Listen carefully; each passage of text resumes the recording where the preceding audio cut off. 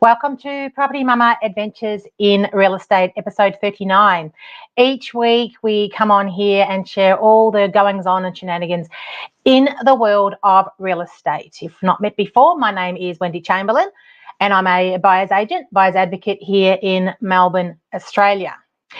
So we are in the spring selling season right now, which means there's lots of properties available for sale and lots of people out there hunting on the buying front at the moment, and also lots of sellers.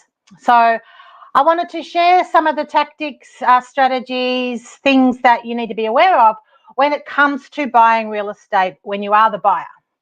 And certainly here in Melbourne, we have a lot of real estate auctions.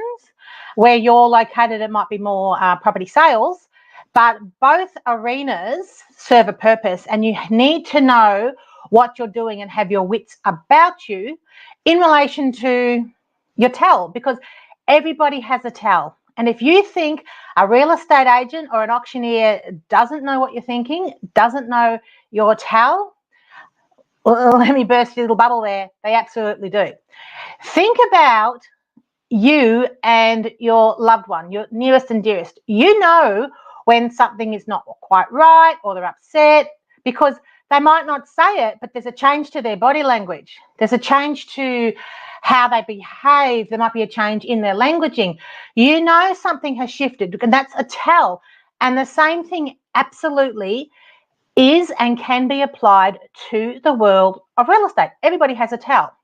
So let's talk about what can be seen when it comes to auctions. Now, I love auctions. I love going to auctions. I talk about auctions being my office. And auctioneers are actually, some of them are really, really quite funny. They tell funny jokes, but I'm the only one there laughing. Everyone else is so serious, because the business of real estate is serious in relation to buying a property. But if you've done your due diligence, if you've done your homework, you've worked out what your budget is, you know what's going on, then you can show up and you can get business done. And that's what I do. So whenever an auction gets started, the auctioneer always does what I call their preamble. They'll do a preamble about the property itself and why it's this and it's that, and they'll talk about all its wonderful things that it's got going on. And then they'll talk about, and they'll do a preamble about the location, about what's nearby and why you should buy it, because it's got this and that and da, da, da, da. And most people just standing there, shuffling their feet saying, get on with it. But it is kind of like the warm-up to get people going, to get them into the mood, shall we say, of bidding at auction. And once proceedings get underway, the auctioneer will call for bids, and a number of things might happen. First of all, it might be crickets and no one's prepared to get started or say anything. That's quite common. And trust me, the auctioneers practice, and they have scripts for each of the different scenarios that might happen. So anyone who's attended an auction, you'll see that if it goes down a certain way, they'll move the auction along through the languaging, what they're saying. If it goes down another way, they will move things along.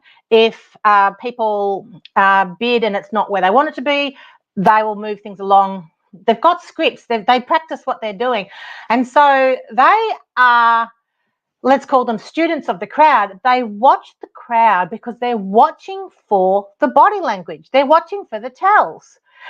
Everybody has them. And so this is why an auctioneer can pick who's actually out and who's finished and got no more budget, or not interested in bidding any further on that property. But they also can tell if anyone still is in. Like the head might be going this way, but they wanted this. And auctioneers, actually, that's one of their scripts. They go, you're saying no, but I need you to say this. And, people laugh and it's da-da-da. It's all very funny. But they're watching the body language. And I was having a conversation yesterday with a real estate agent. We were just talking about how funny it is people going to auctions, because once an auction starts, everyone is so, they're stiff. Like the body language is so stiff. It's kind of like, don't look at me until I'm prepared to bid. I don't want to be seen. And then they might start bidding and so forth. And what happens often with an auction, depending on how the pace of it is going, once an auction gets started and It might be near the reserve, might not yet be at the reserve, depending on how it's flowing. An auctioneer may say, just one moment, I'm going to go and check with our vendor, and they'll pause the auction and they'll go inside, and all the real estate agents go inside. And it's the funniest thing to watch as an observer on the street, watching how people and buyers behave. So as soon as like the officials, the real estate agents, the auctioneers leave the scene, there's this visible and everybody just, they're chatting to each other and they're relaxing and they're talking, and the whole body language just relaxes. As soon as they all come out again, so there'll be the auctioneer and a number of real estate agents, they come back out to get the auction started again. Everybody just clams up and the body language is so stiff. It's really interesting to watch. And if bidding has been taking place and there is somebody that has placed a bid and they've just paused the auction to go inside and check, generally to see if it's on the market, they will often point to that person and say, just confirming your bid at whatever price it was. And the person will say yes, or they'll nod, or they'll put the hand up, whatever they would do. And then they continue on with the auction. And it makes me laugh because I don't know if people realise how obvious they are with what they're thinking, and they're not saying a word. And the real estate agents see this. And so some of the tells, like I said, I was talking to this real estate agent yesterday, and he said it's things like someone will cross their arms, right? They've been bidding and they will cross their arms because they've had enough. They're not going to bid anymore. They've had enough. So it's a real, like in any type of negotiation, crossing your arms is a very closed body position. So they're like, that's it, nah, no more. Or they'll entirely just walk off. They've finished bidding, they're not going to bid anymore on a property. They won't say a thing, they'll just walk off and they're gone. They're literally gone. So that's kind of ending the process for them. Some people get angry and they'll start saying things or, abusing the auctioneer, which you're not supposed to be doing because they are just a human doing their job. They'll get verbal like that. Or if people have sunglasses, a couple of ways. If they've got them in their hand or on the top of their head, they'll put them down on their face. Or if they've got sunglasses on, they'll take them off. Lots of different things. And I love auctions. I love the theatre of auctions because I love to watch how people behave and their body language. And I'm pretty good at, when I go to an auction, scanning the crowd and picking who I think are going to be the bidders. I'm pretty good at getting that right. I mean, as to their budgets is another matter, and that's a whole nother story where someone's budget is. But I am pretty good at being able to pick who's about to bid or who is going to go into the mix. Now, depending on the speed of an auction, they might not even get looking, because if things take off and it goes over their budget, well, they won't get a look in. But that's also interesting behaviour. I'm not quite sure where the mindset is in relation to wanting to lowball, thinking that they might just secure a bargain. So certainly here, the price guide gives buyers an idea of where the property price is going to be sitting. So depending where you're located, you might have a for sale price, or they might have comparable sales that they can provide to you, even if it says contact agent. When you have a conversation with the real estate agent, ask them about any comparable sales, so other homes that have sold recently that are similar to what you're looking to buy, and have them suggest to you what might be comparable. Be aware that you still have to do your due diligence around the price on what something is comparable in your eyes, or shall we say in actual fact, versus what is provided by the real estate agent. And let me give you an example of that just yesterday. When I was got a client at the moment, we're looking at buying a property, and there's an auction coming up on the weekend that we're going to go along to. And part of our due diligence process is to understand where the price of the property is likely to be or even end up based on how that kind of property sits on a values proposition in that particular suburb for that type of home, if that makes sense. So you've got to compare apples with apples. So when I talk about comparable sales, there's the opinion of the real estate agent, and then there's what it is likely to sell for. Now, the two may match up. Sometimes they do. Often they don't. Because certainly in the markets here in Melbourne that we're operating in, a comparable sale sometimes, not by all agents, but sometimes by the real estate agent, is put together to match the price they're trying to advertise the property for, not the price that the property is going to sell for, if that makes sense. So let me give you this example. So on this particular property that I was looking at and doing my due diligence for our client, they had provided 3 comparable sales, which was 3 sales within the last 6 months within 2 kilometres that the agent feels are similar to the one that is for sale that we're looking at. So of those 3, we're in suburb X. One of them was suburb Y. Suburb prices are not the same. You have premium suburbs, bridesmaid suburbs, which are the ones that are around that are a little bit more affordable. You've got others that are more expensive. Now, the real estate agents are unlikely to compare it to something more expensive, but it does depend which way our market is going. So this one was in a suburb, a neighbouring suburb, which is valued lower than the suburb that the property is in that we are looking at. So what that is doing is they're able to compare. Other aspects of the property might be similar, but it's located in a different suburb. So they can position the comparability of it being lower on price to be able to then market the one they've got lower on price. And I've talked about the reasons behind all of these things in other episodes, and so you can look those up. But in a nutshell, the property being sold by the real estate agent is not necessarily to get the property sold. There's a whole raft of other things that they're looking to do, including marketing for the real estate agency. So that's one of the things that comes into play there. The second property was on 100 square metres less. So the one that we're looking at was on, I think, about 584 square metres. And the one that they compared it to that had sold about 6 weeks ago was on 504 square metres. So it's, what's that, 80 square metres less land is one they're comparing it to, with a price differential of about $10,000. Land is where the value is. People, you know, you hear the saying, land, they're not making any more of it. That's why it's so valuable. And that's why it's valuable to buy a house on land versus a townhouse or an apartment. The way that I describe that is buying wholesale versus retail. So let me explain that. When the value of a property is considered, where you can improve it yourself and add value, then there's more upside to that, more value in that proposition than if something's already been done. So if you've got a house on land, that's going to be more valuable because you have the land where you can choose what you may wish to do. You may not, but you have that value proposition. So if you've got a house on land, you could subdivide it. You could add 2 houses. You could build townhouses on there, put 3 or 4 on it. You could put an apartment block on there. So you've got that addition of the value.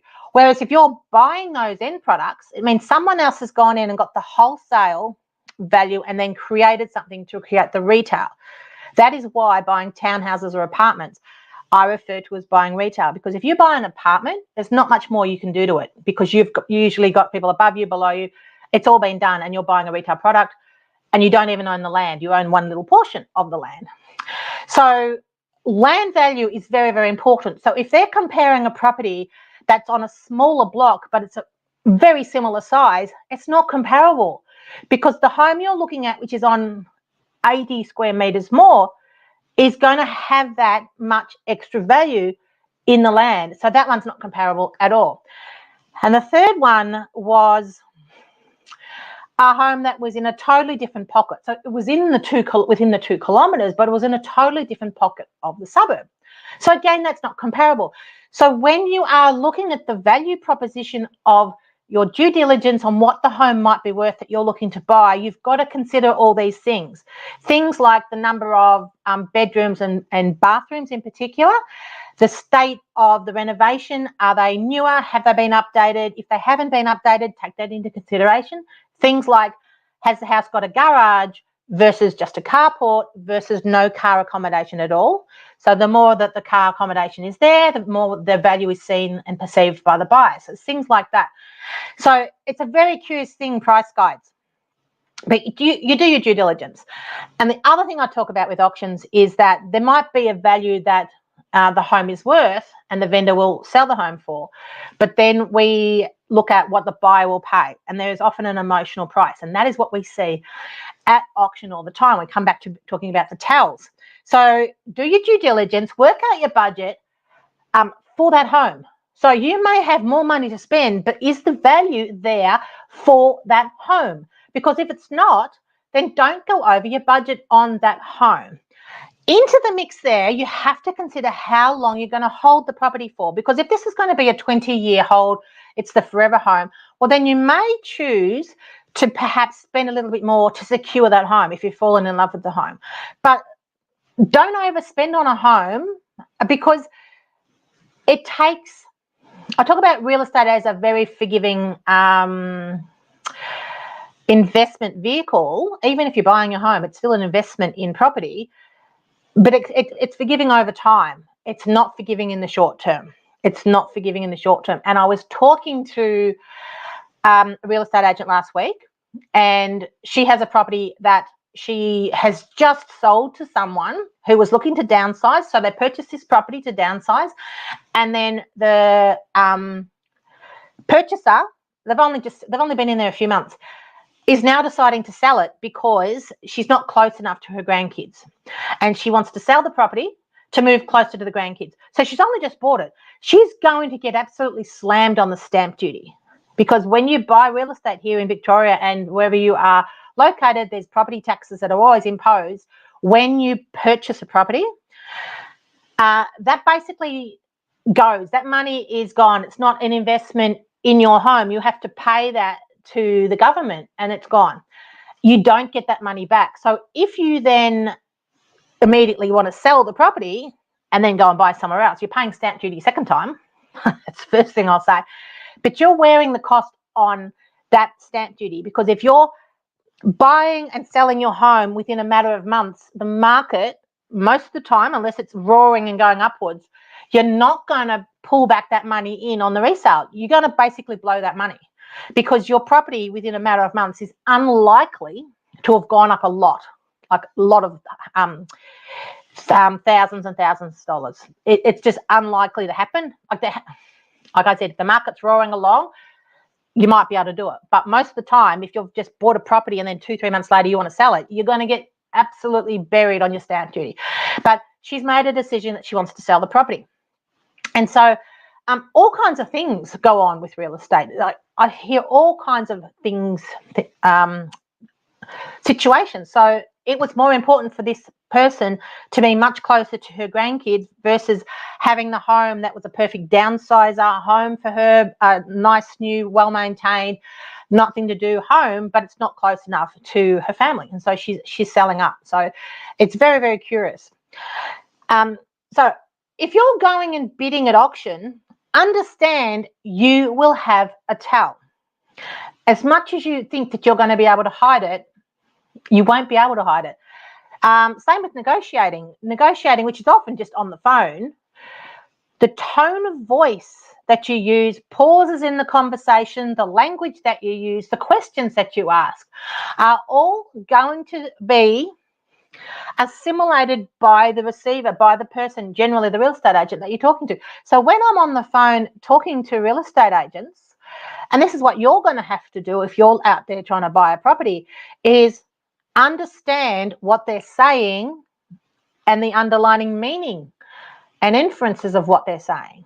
I am very, very good at having conversations, particularly with real estate agents, and listening to what they're saying and picking up on what they're saying and being able to continue a conversation and ask a question, the same question, but in a different way, to keep trying to find out the information that I want. I am very skilled at this. I've been doing this nearly 3 decades. I know what I'm doing, because if I haven't got the answers, I know how to ask a better question. You've probably heard that. Ask a better question. And you need to have that skill set, because just as I can do that when I am talking to real estate agents to understand what it's going to take to get a deal together, what's most important for a vendor, how we can get the deal together with the best outcome for my clients, you can bet your bottom dollar the real estate agents are doing exactly the same thing when they're speaking to you. They are listening for those cues. Perhaps a word you might use would be weaknesses, that they know when they've got you, and they know that they can negotiate with you, perhaps get you up on price. Tap into that emotion. Buying real estate is such an emotional thing, and professionals in the industry know that, and they can tap into that. That's what they do, because it's their job as a selling agent. It is their job to look after their client, who is the vendor, and secure as much money for the deal, for their client in that deal, as they can. So just keep that in mind. Just keep that in mind. Now, if you are wanting to learn more about all the tactics on what it takes to buy real estate, make sure you check out my getstartedinproperty.com.au mentoring program. This is an online self-paced program. You work through the modules at your own pace in those pockets of your time. And I have specifically designed it for people that are wanting to know more about what are the steps, each of the due diligence steps that it takes to buy real estate. So if you're listening and thinking, I could never do that, well, this may be a program that provides you that confidence that you need. And that's what I've targeted it for. Anyone who understands that there are so many moving parts when it comes to real estate. And I say often, not only are there many moving parts, you've got to know which order to put them in and which ones to play at any given time. This is what we've put together for you in the Get Started in Property mentoring program. So go to getstartedinproperty.com.au and you'll find all the information there that you need, and you too can gain that confidence to buy your own home. So that's it for this episode. Once again, thank you so much for joining me on my most recent Property Mama adventure in real estate. As always, I have so much fun sharing the shenanigans that go on and hoping that things help you when it comes to the world of real estate. If you're enjoying listening to the podcast, please do give us a thumbs up, give us a like, and also share with your friends, family, and colleagues, anyone you think who might benefit from finding out a little bit more about the insights and the world of real estate from behind the scenes. So once again, thank you for joining me, and look forward to joining you on a future episode. Bye-bye for now.